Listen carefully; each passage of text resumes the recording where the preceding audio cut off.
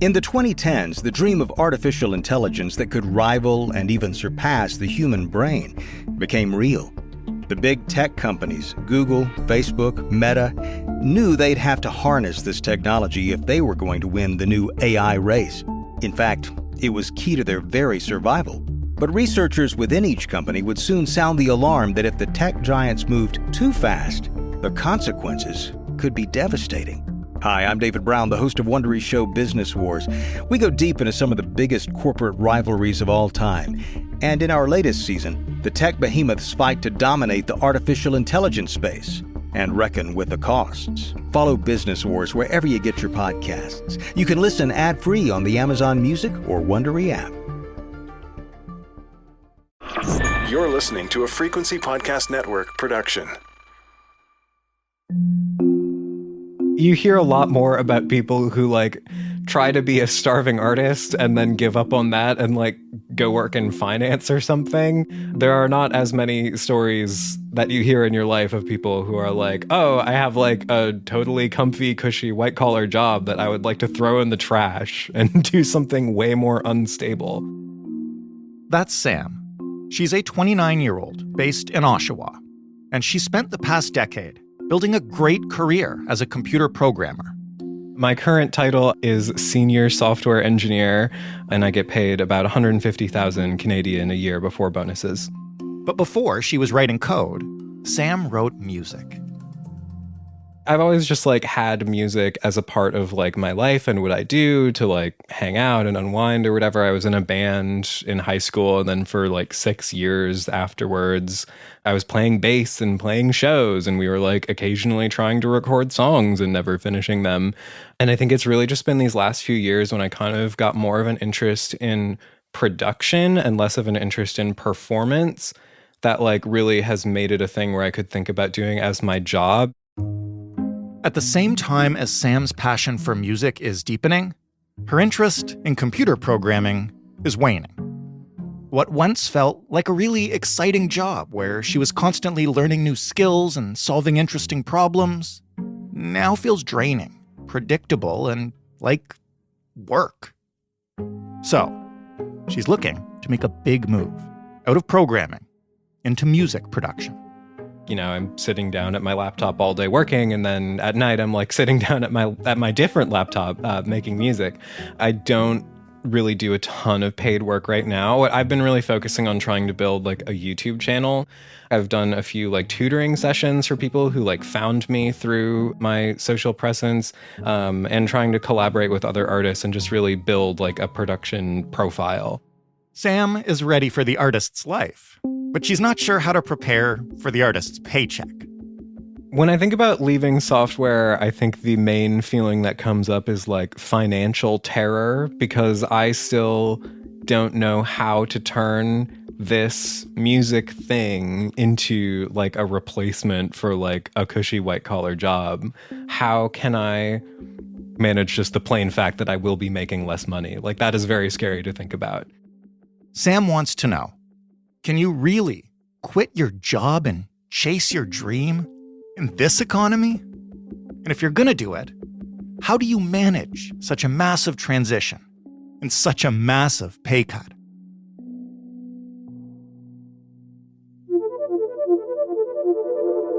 I'm Jordan Heath Rawlings, and you're listening to In This Economy, a show that helps you understand the systems behind our money problems.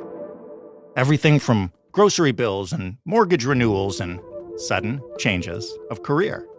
Every episode, I'll talk to a person facing a financial challenge like Sam, and then an expert who knows that area of the economy intimately and can explain the factors behind the money and offer, if not perfect solutions, then options. Things you can do, even in this economy.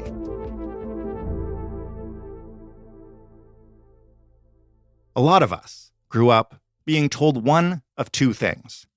Go to school, work hard, get a good paying job, or follow your dreams.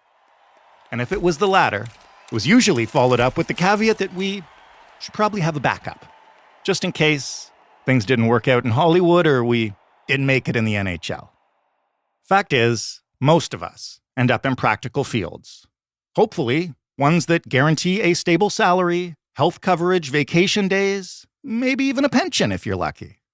But there are a growing number of Canadians who find themselves in Sam's position, ready to make a move into something they are a little more passionate about. As I believe the kids say, monetize their side hustle. You can find it anywhere online. Finally, I quit my job to follow my passion full-time. It's about leveraging technology for fulfilling work, empty schedules, and most importantly, freedom. Side hustles can be a great way to make money. So why Kenya? If you followed this channel until now, you probably know my criteria for working remotely. Just follow your dreams. That's what they say, right? Even if your parents never encouraged you to follow your dreams, the internet will. Maybe even a little too much. Especially if you look on social media and there's this whole, movement of quit the 9 to 5. You can be able to travel and work wherever you want, have so much more free time. You can work on the beach with your laptop. I've tried. You can't do that. The sun's glare will make it impossible for you to see that screen. And also, who wants to work on the beach? Don't you want to be enjoying the beach like you're on vacation? Jessica Moorhouse is the founder of More Money Media Incorporated. She hosts the More Money podcast. She's one of Canada's leading financial educators and money experts. But before she was any of those things, she was on a different career path. Yeah, so it's almost 7 years ago. I left my very stable job in corporate law marketing. Very exciting. I was there for almost 3 years. And prior to that, I had a career that was more in sales and marketing, kind of on the media side. And for the time that I was at this firm, there was a lot of stability. There was, a group RRSP. There was a great benefits. There was a lot of good things that it provided. But, after being there for a few years, and I'm an ambitious person, and I was already doing kind of my stuff on the side. I had, my blog that turned into then a podcast. I started doing speaking and interviews as a money expert. And I was just doing that on the side, my little side hustle. I never thought that it would turn into anything permanent or full time, but it came to kind of a head at my job where I, wanted to grow, and they promised, oh yeah, there's lots of growth opportunities. And so after 2 years, I kind of gave a pitch to my boss saying, this is the role I'd like. I'm already doing a lot of this stuff. My role is very different than the one that was hired. So I'd like, a title difference and a raise. And I think that'd be appropriate. And they just kind of, dangled this carrot in front of me saying, oh yeah, it's coming. But ultimately I waited 8 months and nothing happened. And I'd already started kind of this new role that I proposed. So I was doing more work for the exact same amount of pay. And at that point, I'd already started to kind of interview for other jobs at different firms. And then I realized, what am I doing with my life? What do I see my trajectory working in legal marketing for the rest of my life? I just kind of fell into this job in the first place. And so I decided, instead of just hopping to another firm and trying to get that title and raise I wanted, maybe I should turn my side hustle into my full-time gig, because it's something that at that point I think I'd been doing on the side for 5 or 6 years. And, I spent my nights and weekends doing it. I was super passionate and excited about it. I'd also turned 30, and I think a little bit of a quarter-life crisis, and really wanted to make a big life change. And so I handed in my notice, and that was that. You mentioned all the great things about working a stable job. When you're balancing that against what you're looking at when you go into business for yourself, what made you confident that you could do it, and what freaked you out? One thing that helped was my husband had already been self-employed for pretty much the entire time that we were together. So at that point, gosh, I don't know. We've been together 15 years now. So minus 7, 8 years or something. He'd been self-employed. And so I knew the ups and downs, but I also knew how much he loved what he did. And he actually works in the music industry. And I knew it was possible, especially since I was doing something a little less crazy. I wasn't getting into the arts world. I was going into the personal finance world, where there was definitely a lot more demand. There's definitely a lot more money to be made. And so that gave me some confidence. I also, was friends with a lot of people who we started as bloggers back in the day. I started my blog back in 2011. And so I got to see a lot of these people over time quit their jobs and start their own businesses. And so I had a lot of people around me that showed me it was possible. But the other, on the kind of financial side of things, because again, I'm in personal finance, money was always something that was on my mind. And that's typically really what made me stay at a lot of jobs longer than I should have, was just I was afraid to be unemployed or underemployed because I'd experienced that before and I didn't like it. Was there anything that you didn't know or didn't expect that you found out really quickly when you made that decision and moved to make the switch? Oh gosh. Well, I'd say one thing, I thought I'd have a lot more free time. I remember because I bought an annual pass to the art gallery in Toronto, thinking that I was going to go there like once a week during the day and have a lazy afternoon. No, I used it maybe once. So that was a big shock how, there's a saying, what was like, I quit my 9 to 5 so I could work 24/7. Like that really was true. One of the real reasons we wanted to talk to you is obviously because you've been on both sides of this. You've obviously done it yourself, but you're also, as a financial advisor and planner, working with people who make this switch. So let's talk about what it's like right now. Your experience was 7 years ago. If you had to break down the current state of the job market in Canada, the economy right now, is this a good time to quit your job and pursue your passion here in fall 2023? I'm not sure if there's ever the perfect time. I think if you wait for that perfect time, it'll never come. But in terms of, what's going on with like the overall like labor market, we're actually not in bad shape. I think a lot of people are, depending on what kind of news you read or who you're following on social media, things are expensive, interest rates, inflation, absolutely. Job market's actually not that bad. We're at pretty much the same level as 2019. So it was a different scenario in 2020, but also too, even during like the height of the pandemic, I know so many people who quit their jobs or they were laid off and so that it wasn't their choice, but they were able to start their own businesses and are just thriving now in 2023. And so you can't really necessarily, choose the best time, but you can kind of put some things in place to prepare yourself and to make sure that it's the right time for you. How much does that vary by industry? Because here we're talking about Sam, who is a programmer who wants to pursue a career in music production. You mentioned the jump was easier for you because you're not moving to some creative endeavor. Not that what you do isn't creative, but you're not moving to a creative industry, which, listen, I come from the journalism industry. You've been in that world too. It's not as easy as it might be in other industries for, say, somebody who has been coding for a company and now wants to go write their own code. Yeah, I mean, you really do have to look at, the industry you're jumping into and what are the possibilities, what kind of trajectories, what kind of earning potential is there, even in just the music industry. Because again, my husband's been working in this industry for over 15 years now. It depends on what role you want. So he's an engineer, but I know the guest that you're speaking about is interested in the production. That actually has a much higher ceiling in terms of earning potential. You can be at the starting point and really not earn anything, but then if you hit it, you get that one hit, you get that one client that really takes off. And my husband knows a number of these people. You can do really, really well. And part of it is just, right time and right people. That's kind of the music industry. It's very competitive. It's very difficult. It's not just based on talent because there's a lot of talented people who never, quote unquote, make it. So it's going to be a little bit more difficult to kind of maybe get to that same level you dream of. When you told your story, the reason you made the leap is because you were frustrated at your job and you didn't see any progression. If you look at it from the other point of view, Sam tells us that she's been doing some production on the side already. When somebody has a side hustle, is there a threshold or what do you look at when you examine how you're doing at that side hustle to try to determine, I guess, if this might be sustainable, this might be scalable, how do you try to get a sense of where you're at?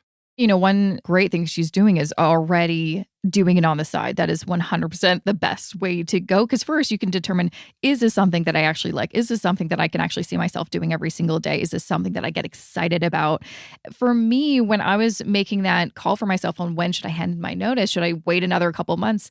I wanted to have enough in savings to keep me afloat for at least a year. And then also prove to myself that if I dedicated full-time hours to this, I can make at least what I'm earning at my day job. Now, I don't know how much she's she's earning. She probably earns way more than what I used to earn at that old role, but I wanted to set myself up so it wasn't going to be like, oh gosh, I'm only making 10% of what I want to. And so if I quit my day job and then dedicate full-time hours, that means I still have to make up that 90%. So for me, it was like, can I earn half now than if I dedicate another half of my energy, my time, my resources? Can I make up that other half? So that was my kind of benchmark, but everyone's different. And I think it's important definitely to have those realistic expectations. Look at, what people starting in the industry, starting as a producer, what do they make their first year? And kind of maybe use that as a potential kind of realistic benchmark as well. Okay, well, let's talk about it practically then. So you've got a job. You're not in a rush to quit. How do you start planning and getting ready to chase this new career path, especially if it means you're going to switch to working for yourself? If we want to start with kind of the financial side of things, a lot of people don't really know how that works technically and especially with taxes and things like that. So the best thing I would suggest is especially if you can afford it, try to find an accountant, maybe even a bookkeeper, or learn how to do all those things yourself. Like for me, I think maybe it was a bit easier, and also I was just curious about it. I did all of my own bookkeeping, accounting, except for when I filed my taxes. I did have an accountant that helped me with that. But even so, I had to do a lot of research on when did I have to register for GST, HST, and do I have to register for other provincial sales tax programs as well, depending on who I'm working with. What is the right program for bookkeeping? Is it QuickBooks or FreshBooks? I used FreshBooks for a number of years as a sole proprietor. It was very easy. But then eventually, too, when I incorporated my business, when it made financial sense to do that, I switched over to QuickBooks. And also, I just did not have the time to learn that program. So I hired a bookkeeper. And again, those are different expenses and things like that. So learning as much as you can about how to organize your finances. One book I recommend everyone reading is called Profit First. It is American, but it's still a really great kind of system and how to organize, different bank accounts for your business. You've got a profit account and a sales tax account and an income tax account. You have to separate that money so you don't accidentally spend that money. And you also want to make sure you have enough money to pay your business expenses and then your living expenses. You're going to pay yourself a salary, and how that actually operates in terms of, like your actual bookkeeping is, are you a sole proprietor, or does it make the most sense to incorporate? When you're just starting out, sole proprietorship makes the most sense. But once you're starting to earn kind of a certain level, really above 100K, maybe 125K, and you're not pulling all of the money you're earning in your business out for your personal expenses, you can leave money within your corporation. It may make more tax sense to incorporate. But you have to, learn this stuff and understand how it works. And most people don't realize it. They just think, I'm excited to get the work done, to do the work. Being a business owner is maybe 70% of the work, 30% running the business, unless, again, you get to that point where you can outsource some of that stuff. How much money should someone have in the bank before they make the leap? Honestly, when I was talking to my husband about this, I'm like, if you were, talking to someone who was thinking of doing this, how much money do you think they should put aside? Now, he was definitely very conservative about it. He's like 3 to 5 years. Wow. Of their living expenses. Now, Isn't I that think just in called his an mind, he was RRSP? just like, yeah. Oh, gosh. I think he was just thinking, if you really are starting from scratch, have maybe no clients, he's like, you're not going to make any money for the first 1 or 2 years. Okay. And again, he sees this because he talks to young people, he talks to new people all the time that are breaking into the industry. And so he was just coming at it from more of that, listen, here's the worst case scenario. But, ultimately, I think that's why it's so important to try to craft a plan, start while you're still working at your day job to see how much am I bringing in from this, kind of side hustle now? And how much do I feel like if I kind of really give all my effort and all my time into it, how much can I increase that to?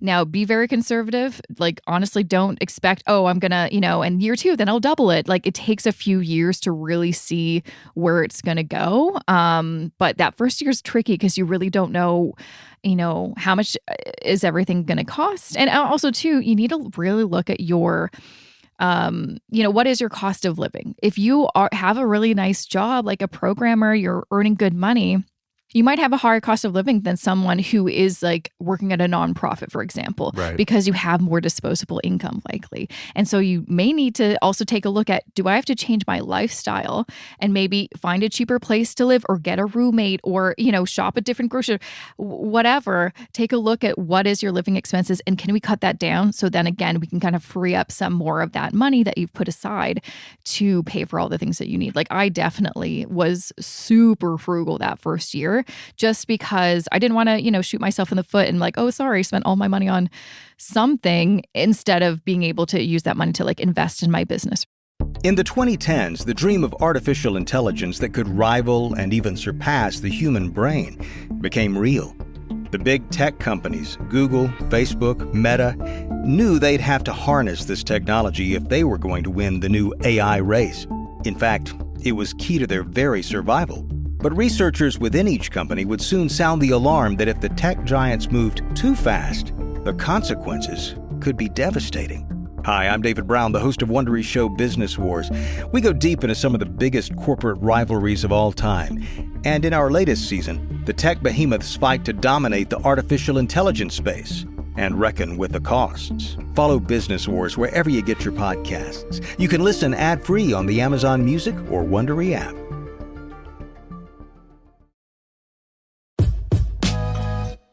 When it's time, how do you leave your job? Should you try to get fired so you can get EI?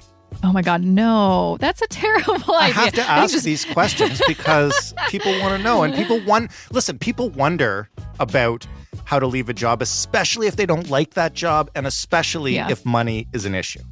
Okay, so first off, depending on how you get fired, you may not be eligible for EI. So that's the number one thing. So if you get fired for misconduct, and there's a whole list of what that actually can result in, you're not going to get EI anyway. Yeah, not fired with cause. Just make yourself redundant. Even still, like EI isn't that much money. Yeah. And also, too, when you are in the program, you have to prove that you're looking for another job. You can't start a business. They will and you'll be like, you're not eligible anymore. Yeah, you have to prove, because the whole point of EI is to help people. Oh, we're so sorry that you lost your job for a reason that it wasn't your fault, but we want to make sure we're going to give you this money to stay afloat until you find your next job. For the record, we don't recommend fraud on this program, but the question was raised when we brainstormed what people would want to know going into this. Mm-hmm. And so let's leave EI out of it. How should you leave your job? Well, I don't know if I'd suggest doing what I did, which was give 2 months notice. Part of that was I was hoping that, at some point they'd be like, wait, don't go. They never did. And so I was awkwardly working there for 2 months, which is way too long. Honestly, just give 2 weeks. And I would say, even if because I believe me, I had so many fantasies of just, burning that, office to the ground. Mm-hmm. You get in your mind of like, oh, this is so unjust. I'm so unhappy. Da, da, da. You never want to burn a bridge because you just never know who could be a client in the future. I think for a little bit, actually, I started a podcast for the firm that I was working for. And then when I left, obviously I'm like, all right, good luck. And I think they were looking for someone to edit and mix it. My husband did that for a while. And he got that gig because it didn't burn the bridge. And so it's always good to leave on good terms. Leave with grace is the best thing that I could say. Because you just mentioned not burning bridges and connections, once you have made this jump, you've quit your job, you're in a new industry now, or at least trying to be. How do you build new bridges starting from scratch? We're originally from Vancouver. And so when we moved here 10 years ago, we really didn't know anybody. So we were starting from scratch.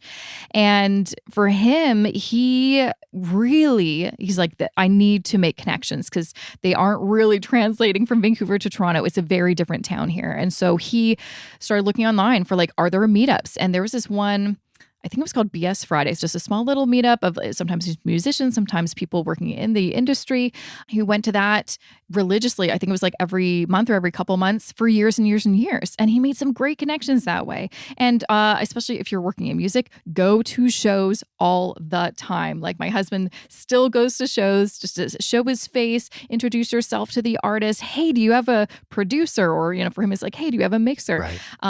And, there's lots of great forums and Facebook groups that are either specifically about gear or about like the industry that you can participate in, get to know these people. And then slowly, you meet someone, you get to know them. Oh, they connect you to somebody else. And, the more you do it, the easier it gets. When you switch careers and you're in a new industry, you're not only looking to make connections, you are also your own boss, presumably for the first time. Whenever I think about doing that and potentially going freelance or any of the other things that journalists think of sometimes, I get terrified because I lack motivation and I need a clear goal to go for. What do people need to understand about being their own boss when they've never done that before? Yeah, I mean, you definitely do have to be a self-starter and self-motivated, which can be difficult. Like, even for me, I'm part of a few masterminds, and they're just like online. They're people I've known for years. They're, bloggers. We get together maybe once a month or every, couple months just to talk about, hey, what are you working on? Just something like that. It gives you that accountability. So find ways that you can keep yourself accountable. And, working for yourself especially can be very lonely. And so having those touch points, those people that you can reach out to is probably one of the best things that you can do. But you really, like you kind of already mentioned, is really important to have goals. So for my husband and for me, we, at the beginning of the year, I've got a little spreadsheet. His is probably just a piece of paper. He's not really a spreadsheet guy. And I list all of the goals big that are a little bit more lofty that I'd like to reach in the next couple years, and then maybe even break it down even more into kind of timeline. So, okay, we're going to do this in this quarter, and then the next quarter, we're going to focus on that, et cetera, et cetera. Maybe it's about, okay, I want to get 2 more clients, or I want to raise my rates, or I, really want to, get more plays on Spotify, or whatever the case, or I want to make sure I make more connections with labels and things like that. And so you've got to get that really clear, but you've got to understand, like, you are your own boss. You're the CEO, you're the CFO, you're the CMO, you're all of those. Even if that's not natural to you, it will become natural over time. Well, let's just talk a little bit more about the narrative that the algorithm's serving us. I see the same stuff on the algorithm. I see the same quit your job, follow your heart, follow your passion, monetize your side hustle, being totally celebrated. And although that's cool, I guess I want to ask, is the culture pushing it in a way that could inspire some folks to leave a really good job that they might need in a tough economy to do something that maybe is always meant to be a passion or meant to be a side hustle? Oh, absolutely. I mean, tell me about that. I mean, absolutely. And the unfortunate thing is, it's the same kind of a concept with, when everyone's like, oh, you should invest in cryptocurrency. And you're like, oh, really? Why? Oh, I know someone who made a ton of money. What you don't hear is the people who lose money, right? You never hear people's sob stories about, oh my God, I made the worst decision. You only hear the highlights. And so I think the same thing is like these people quitting their 9-to-5s that they hate and then starting their own business. If their business folds, you probably will never know because they're going to keep that real quiet. They don't make TikToks about that. Right? You only see the highlight reel. And that's part of the annoying thing too, where all this information is being pumped on social media. You just see the good parts. You don't see any of the realities, which is, like sending emails and, filming something at 10 p.m. because you have this weird deadline that you have to turn around this, piece of content, having a lot of panic, especially working in music. Dealing with your clients can be very difficult, especially artists. They are very emotional and they need a lot of hand holding and they may send you a lot of texts in the middle of the night and things like that. And so it's not glamorous at all. Like, again, I know so many people who have been doing this as long as me, and we all say the same thing. Yeah, it's glamorized online, but it's nothing like that. Like, sometimes it's boring, and sometimes it just feels like a job. And that's the other kind of heartbreaking thing. I think a lot of people think, oh, this is going to be great. That saying that if you do something you love, you never work a day in your life or something like that. It's no, sometimes it feels like work. But with that said, this is, again, why it's so important to taste test that passion on the side to see, is this a hobby or is this a career? Because those are very different things. What about somebody who is not necessarily thinking of becoming their own boss, but is thinking of switching careers, hates what they're doing right now, wants to maybe get a whole different job for an employer in another industry, or maybe even go back to school, start over, learn a new trade. Does your advice differ at all for that person than it has so far? And I'm just asking because there's probably some people who've been listening to this being like, I do hate my job. I do want to follow my passion. I can't be my own boss and handle all that myself. Yeah, I mean, if you're thinking you're unhappy with your job and you're thinking of, for example, maybe you're working in marketing and you're like, gosh, I want to be a therapist. That's really what I want to do. I didn't realize it until now. I love psychology. Start doing the work now. If you already have a degree, you can start doing your master's, maybe online or part-time. It'll take you a little bit longer than quitting that job and doing school full-time, but I know a lot of people that are doing it right now. And so the best thing I can say is don't wait. When you have that idea and then you feel really confident and certain about it, don't put it off too long, because the longer you put it off, the harder it's going to be to justify doing it. So what about people who are thinking of taking a leap to do what they really want to do, but it involves perhaps a pretty heavy investment, whether that's, going back to school and eating up their savings or taking out a large loan. And perhaps it's not necessarily for something that will end up making them more money, right? Like if you want to go back to school and learn how to be an engineer so you can increase your earning power, great. But going back to school to learn how to be a social worker because it's your calling. It goes back to, are you okay earning less if it means that you get to do the thing that makes you so freaking excited to do every day? Then I think that's 100% worth it, because I've done a lot of different roles in my life and it's not always been about the money. Sometimes the most fulfilling things I've done are for no money or for free. So, but talking more about the financial side of, hey, you need to go back to school, retrain. I'm always the biggest fan of trying to save up in advance to pay for it. Because also sometimes these, institutions can give you a little discount if you're paying with cash. With that said, sometimes it's not possible. So see if, instead of, again, getting a big loan and then quitting your job and doing it full time, is it possible to get a smaller loan, do it part time? It will take you a little bit longer, but in the long run, it'll cost you a little bit less. And I say that just because when you are in school, it's intense and it's stressful enough to have that other layer of, I have no income coming in and I don't know when I'm going to actually get a job after school, because sometimes it's not right away. If you can kind of lessen that stress, that was always good. But also looking at different programs. For example, if you're going to go to, a specific institution and you can take advantage of what's called the lifelong learning plan, that is, if you have money in your RSP, you can participate in this program. You can take money out of your RSP tax-free. It's basically you're taking a loan from your RSP that you have to pay back eventually, but that can help you pay for school. So that's one way to kind of unlock some money there. But in my view, I'm always the biggest fan of, if you can save money in advance, pay for it in cash. But if you do have to do the loan route, do your research, find the best loan for you that's really flexible, that have, really good kind of payment plans and things like that. The last practical thing I want to ask you is about how to prepare for a change in income. So let's say you've saved whatever amount of money you've calculated is enough. How do you prepare yourself in terms of what you'll be spending and what you'll be doing and how you'll manage your money making that transition? Well, I've also had that experience when I was working this job for 3 years at this newspaper in Vancouver, and then we decided to both quit our jobs and move to Toronto. We had no jobs lined up or anything, and the first job I got, it was a big pay cut. And it felt like a personal failure again, because I'm like, I can't believe I'm going almost back in time with my money. Like I thought I was past this stage, and I can't believe now I'm earning what I used to earn 5 years ago. I feel like, oh, I can't believe this. Guess what? Everything's temporary. Nothing lasts forever. And so for me, I just got that ego out of there. I'm like, listen, we're going to just work this job until we find something better. And we're going to use our budget. We're going to track our spending. We're going to track everything so we know where our money is coming in, going out. And, we're going to have to make some sacrifices. If your circumstances change, you need to change something as well.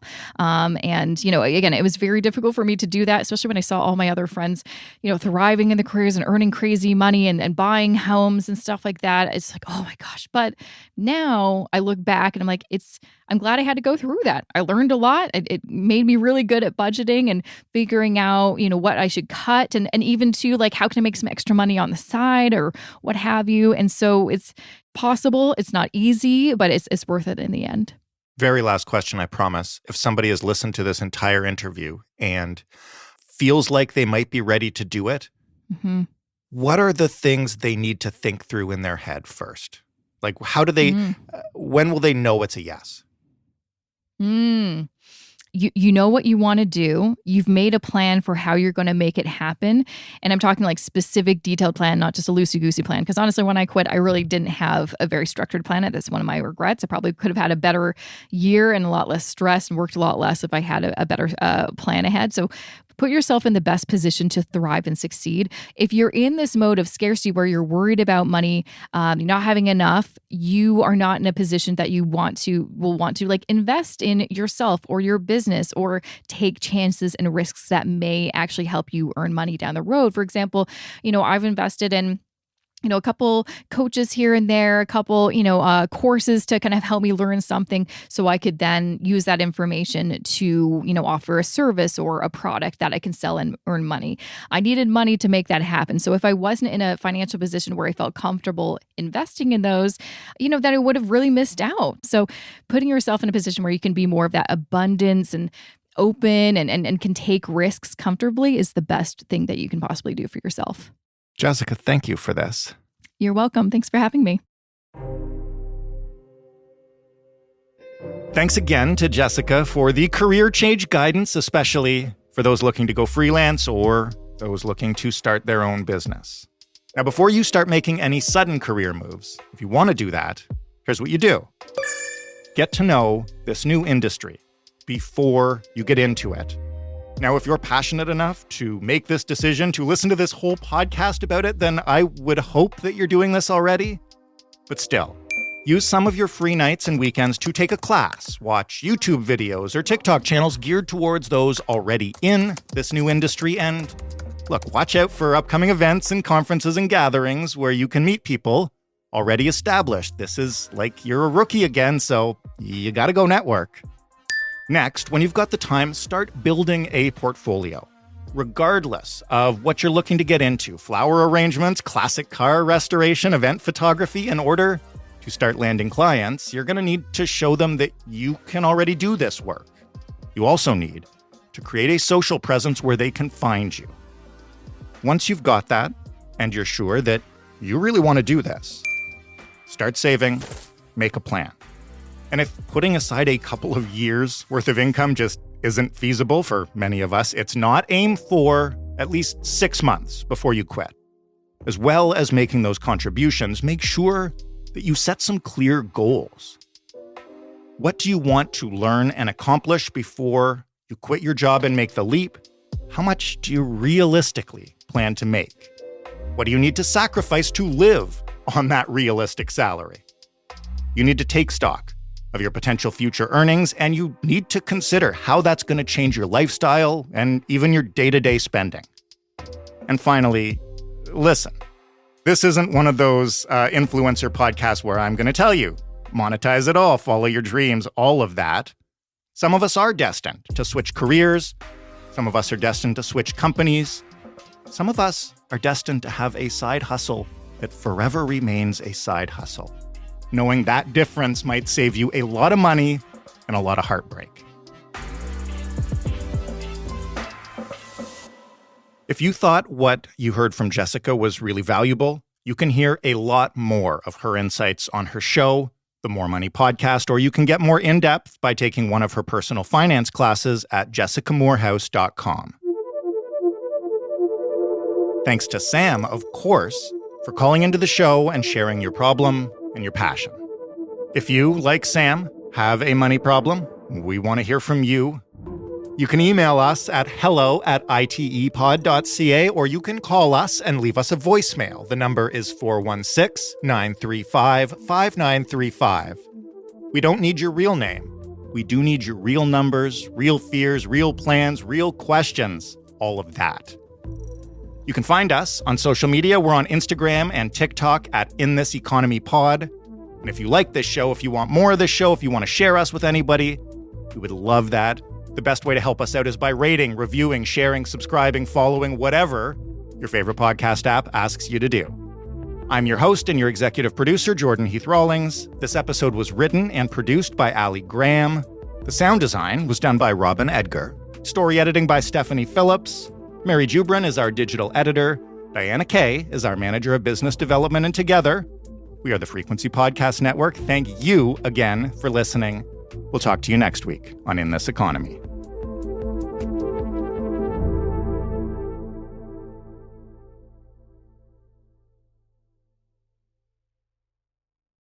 In the 2010s, the dream of artificial intelligence that could rival and even surpass the human brain became real. The big tech companies, Google, Facebook, Meta, knew they'd have to harness this technology if they were going to win the new AI race. In fact, it was key to their very survival. But researchers within each company would soon sound the alarm that if the tech giants moved too fast, the consequences could be devastating. Hi, I'm David Brown, the host of Wondery's show Business Wars. We go deep into some of the biggest corporate rivalries of all time. And in our latest season, the tech behemoths fight to dominate the artificial intelligence space and reckon with the costs. Follow Business Wars wherever you get your podcasts. You can listen ad-free on the Amazon Music or Wondery app.